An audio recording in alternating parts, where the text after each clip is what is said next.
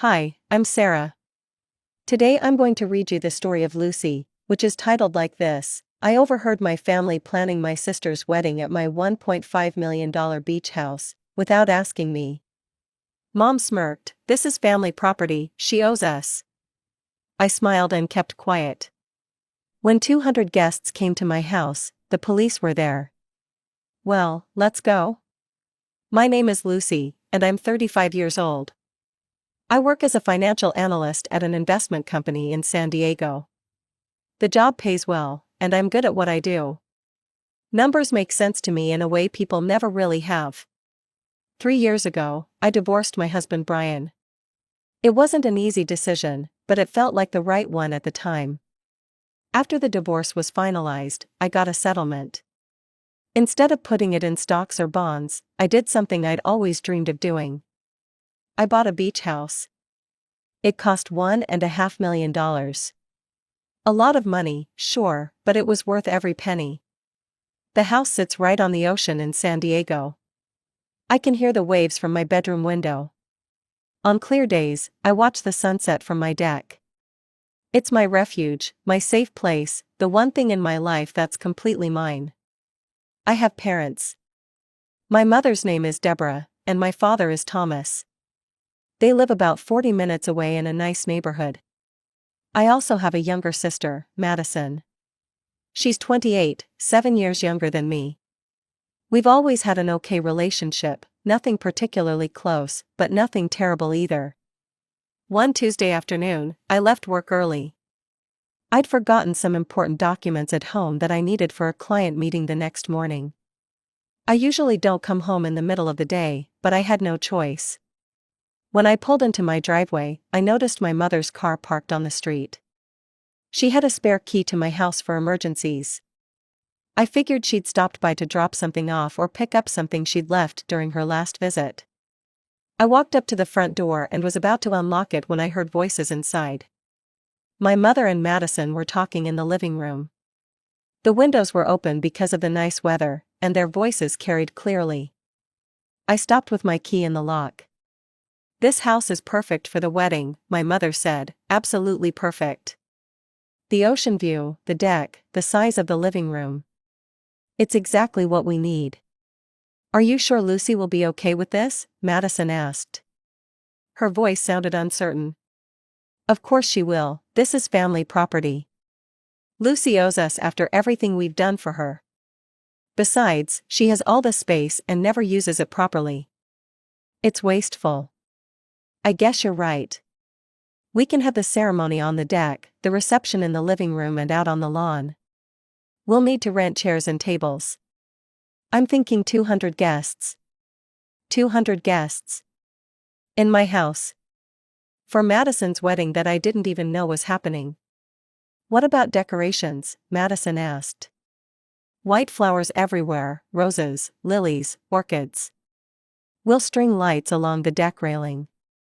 I saw this beautiful setup in a magazine that would be perfect." They kept talking about menu options, where to put the bar, what time the ceremony should start. Not once did either of them mention asking me for permission. They just assumed my house was available, like it was community property they could use whenever they wanted. I stood outside my own front door, listening to them plan an entire wedding in my home without my knowledge or consent. My hands were shaking. I wanted to burst in there and ask them what the hell they thought they were doing. But I didn't. Something stopped me. Maybe it was shock. Maybe it was curiosity about how far they'd actually take this. I quietly backed away from the door, got back in my car, and drove away. I ended up at a coffee shop downtown, sitting with a latte I didn't drink, staring at nothing. 2 hours later, I drove back home. Both cars were gone. I didn't call them. I didn't text. I just waited to see what would happen next. A week later, my mother called and invited me to dinner at an expensive restaurant. She said it was a special family occasion. When I arrived, Madison was there with a guy I'd never met. "Lucy, this is Jacob Miller," Madison said, smiling. She looked genuinely happy. "My fiancé."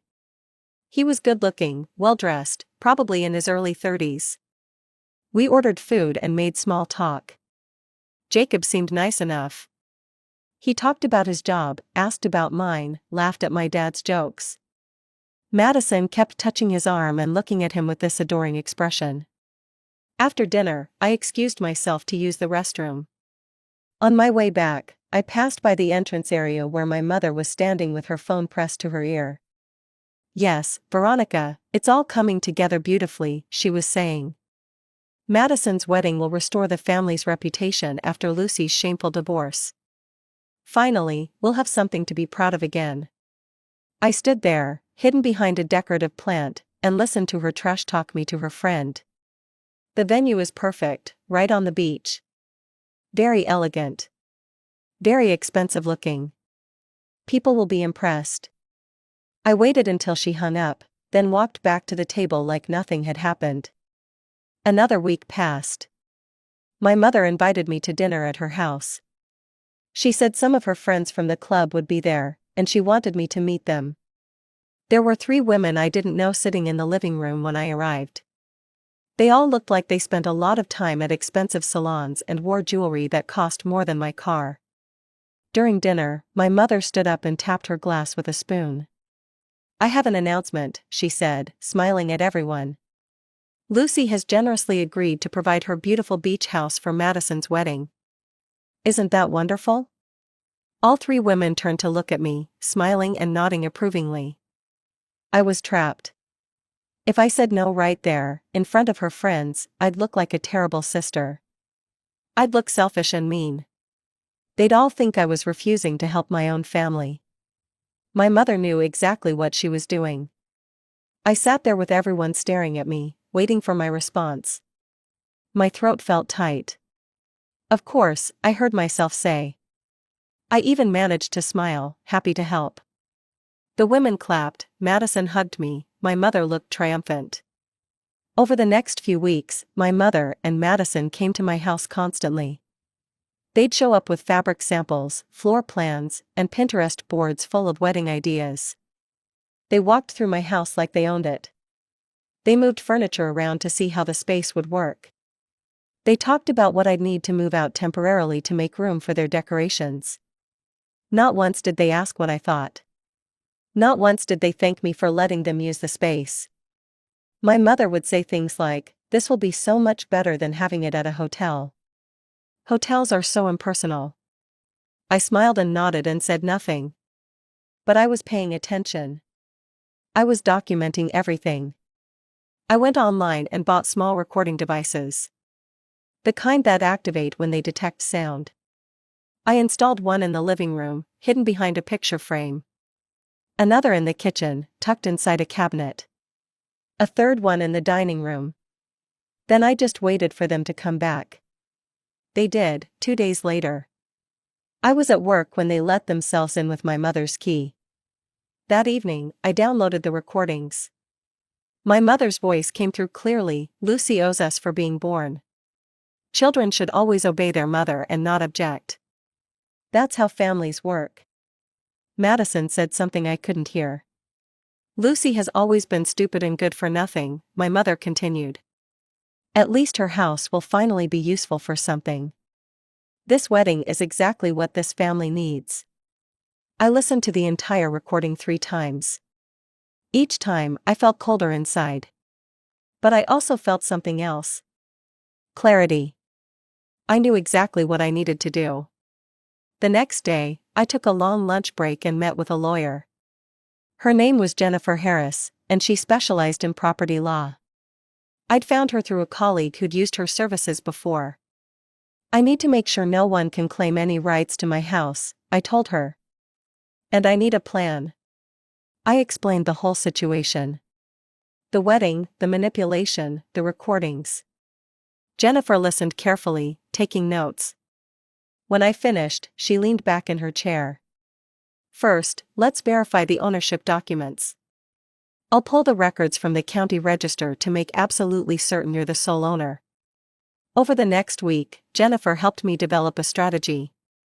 She pulled the property records and confirmed what I already knew. The house was mine. Only mine. No one else had any legal claim to it. Now, Jennifer said during our second meeting, you mentioned the wedding is scheduled for a specific weekend? And you want to prevent them from using your property without directly confronting them beforehand? Exactly. She smiled. I have an idea. Jennifer put me in touch with Pacific Studios, a production company that filmed scenes for TV shows around San Diego. They were always looking for interesting locations. I met with their location scout and showed him photos of my house. He loved it immediately. This would be perfect for the beach house scenes we're shooting, he said. When would it be available? I have a weekend in 6 weeks that works perfectly for me. We signed a contract. Pacific Studios would lease my house for that entire weekend for $5,000. The contract was notarized and registered with the county. The company also notified the local police department about the commercial filming, as required by law.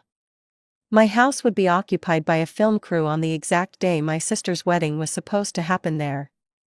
2 weeks before the wedding, my phone rang late at night. It was Madison. Lucy, can I come over? I need to talk to you about something. She arrived 20 minutes later, still in her pajamas with a coat thrown over them. Her eyes were red like she'd been crying. We sat on my couch, and she didn't say anything for a long time. I'm not sure I want to marry Jacob, she finally said. I don't know if I actually love him. Mom picked him out, basically. She introduced us at one of her club events. She picked my dress. She picked the guest list. She decided on the decorations, the flowers, the menu. I feel like I'm just watching someone else's life happen. I looked at my sister and saw something I hadn't seen before. She looked scared, lost. Have you told Mom how you feel? Madison laughed, but it wasn't a happy sound. Are you kidding? She'd kill me. She's already told everyone about this wedding. She's posted about it all over social media. She even got an article published in California Lifestyle magazine about it. Wait, what article? You didn't see it? She did this whole interview about family traditions and our family beach house. She told them the house has been in our family for generations. I felt my jaw tighten. The house I bought 3 years ago with my own money? I know, I'm sorry. I should have said something, but you know how Mom is. I did know, that was the problem. Madison, what do you actually want? She looked at me with tears in her eyes. I want to make my own choices.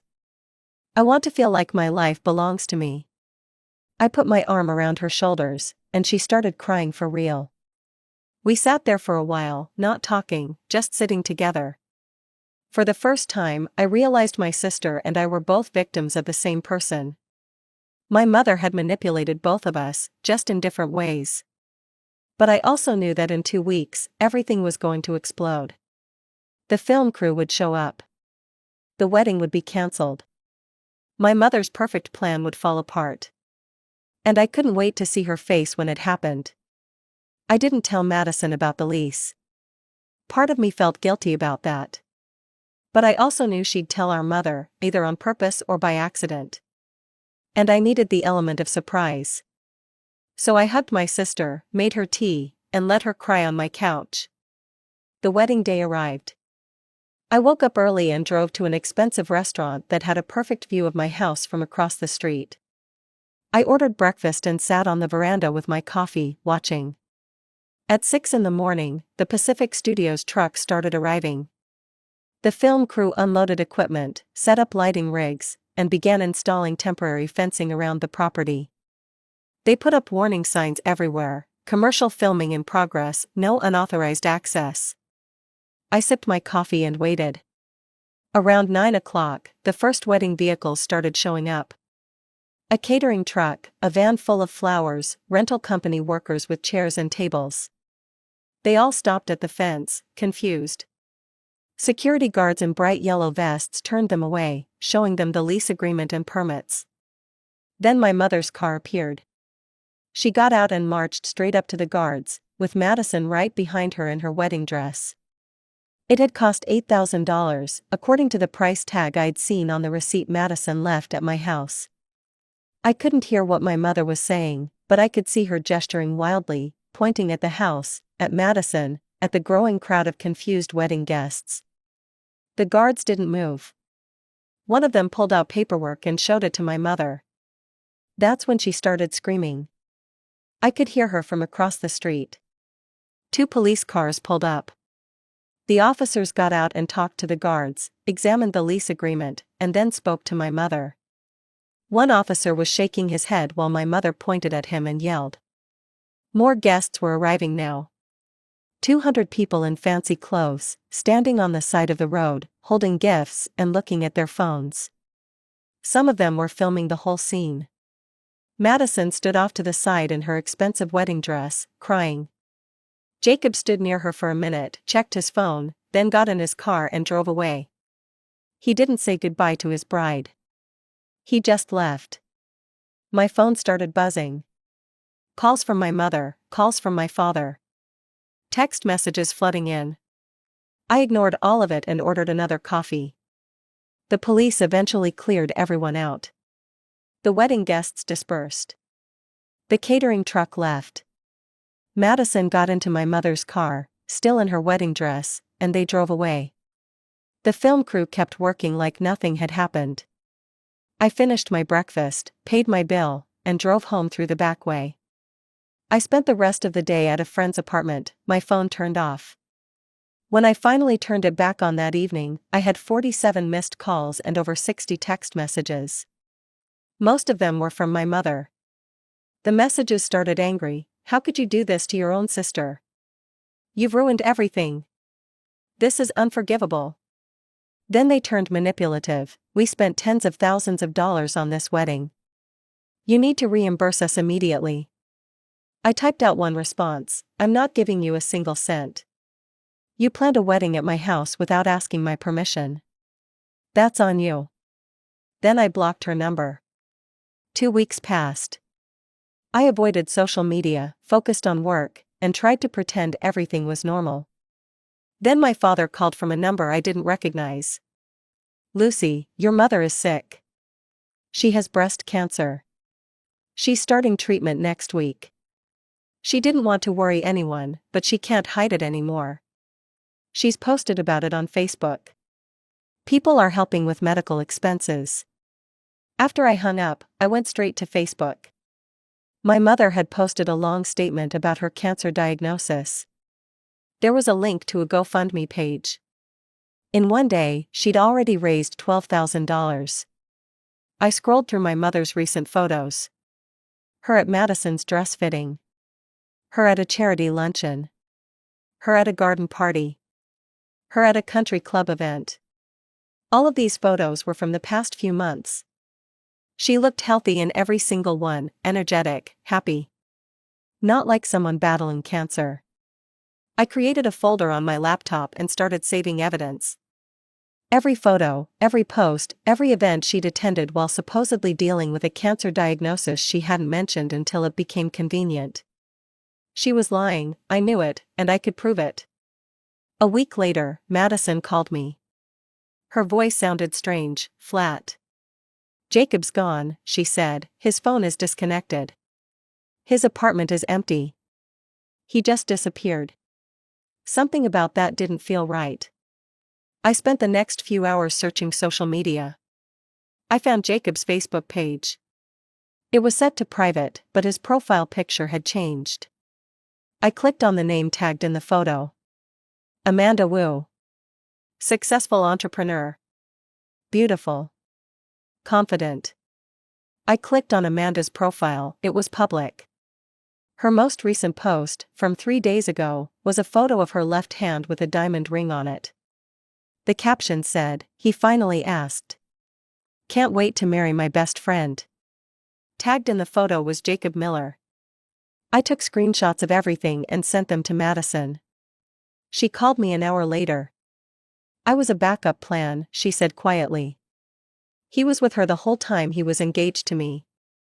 I'm sorry, Madison, do you want to come over? Actually, I found something I need to show you. Can I come right now? She arrived 30 minutes later carrying an old leather journal. I found this in some boxes in Mom and Dad's attic, she said.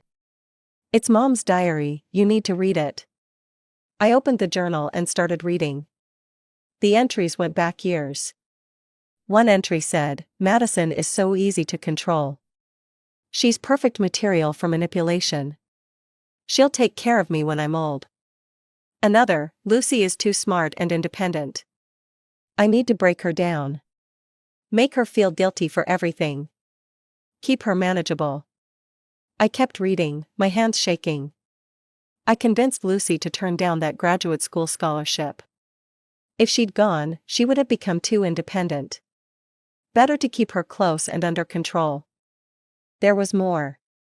Pages and pages about her plans for both of us. How she'd deliberately worked to destroy my marriage to Brian so I'd feel like a failure. How she'd pushed Madison toward Jacob because his family had money and connections. After reading the diary, I needed to talk to someone who'd understand. Someone who'd been affected by my mother's manipulation too. I called Brian. My ex-husband. Brian, I know this is weird, but I need to tell you something. I found my mother's diary. She wrote about deliberately sabotaging our marriage. There was a long pause. Can I come over? He arrived an hour later carrying a cardboard box. I've been holding on to this for 2 years, he said, setting the box on my kitchen table. I didn't know what to do with it. Inside were letters, dozens of them.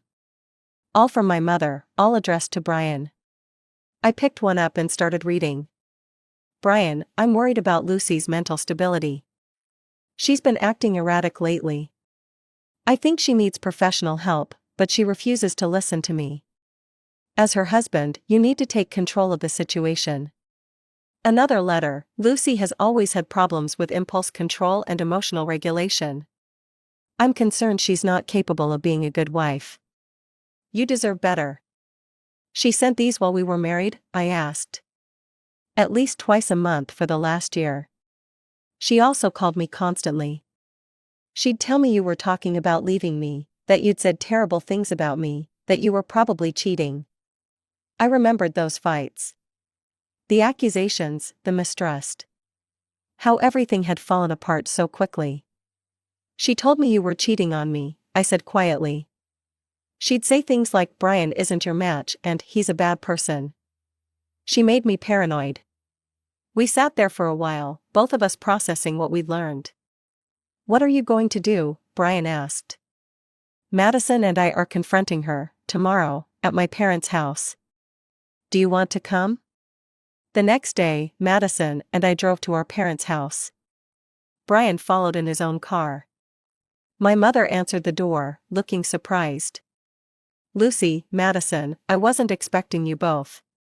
We need to talk, I said, all of us, now.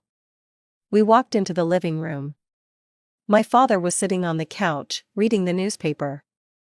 He looked up, confused, what's going on? Madison and I sat down. Brian stood near the door. Mom, we know about the fake cancer, I said. Her face went pale. I don't know what you're talking about. You're not sick. You've been at parties and events all month. I have photos. You committed fraud with that GoFundMe campaign. Lucy, you're being ridiculous. We also found your diary, Madison added. We know what you've been doing to both of us for years. I pulled out my phone and showed my father a photo of a diary page. She wrote about manipulating Madison into marrying Jacob for his money and connections. She wrote about forcing me to turn down my graduate school scholarship so I'd stay dependent on her. My father took my phone and read the screen. His hands were shaking. And here's evidence of how she sabotaged my marriage, I continued, gesturing to Brian. He has letters she sent him, trying to convince him I was mentally unstable. My mother stood up. This is all a misunderstanding. You're taking things out of context. Close the GoFundMe, Madison said firmly. Return all the donations. And get therapy. We want you to see a specialist in narcissistic personality disorder. And if you don't, I added, we'll sue you for fraud and file a report about years of psychological manipulation. My mother looked at my father, but he just stared at her like he'd never seen her before. She started crying. Real tears this time, not the manipulative kind. I didn't realize it was this bad. I didn't understand what I was doing. That's not good enough, I said. Close the fundraiser today, post a confession. Return the money, get therapy. Those are your options. She did it that afternoon. Posted a full confession on Facebook, returned all $12,000 to donors. Her friends saw it. Her club partners saw it. Everyone she'd tried to impress saw the truth. Within a week, she'd lost most of her social circle. People stopped calling. Stopped inviting her to events. Her reputation was destroyed. My parents sold their house a month later. They moved to a small apartment in another city to start over. I changed my phone number. Blocked both of them on every social media platform. I was done. But I stayed in touch with Madison. She started therapy to work through what she called golden child syndrome. We began meeting every 2 weeks for lunch, building a relationship without our mother's influence. And Brian and I started talking more. At first just as friends, catching up on the years we'd lost. But slowly, it became something more. Our marriage didn't fail because of us, he said one evening. It failed because someone was actively working to destroy it. Do you think we could try again? He looked at me for a long moment. Yeah, I think we could. He moved back and 3 months later. We got remarried at City Hall with just Madison as our witness. No big ceremony, no guests, no drama. 6 months after remarrying Brian, I found out I was pregnant. We sat in my doctor's office, staring at the ultrasound screen, watching our baby move. Are you going to tell your parents? Brian asked later. I thought about it. About my mother's manipulation. About the diary, about everything she'd done. No, I said. I'm not sure they can have a relationship with our child without trying to control everything. I won't risk it. Brian nodded. I understand. We drove back to the beach house, the home I'd bought after my divorce, the refuge that had protected me when I needed it most. Now it would be a home for our family. A real family, built on honesty and trust instead of manipulation and lies. My mother had tried to control every aspect of my life, but she'd failed. I was free. Madison was free. And our child would grow up free too, without the weight of manipulation and guilt that had defined our childhood.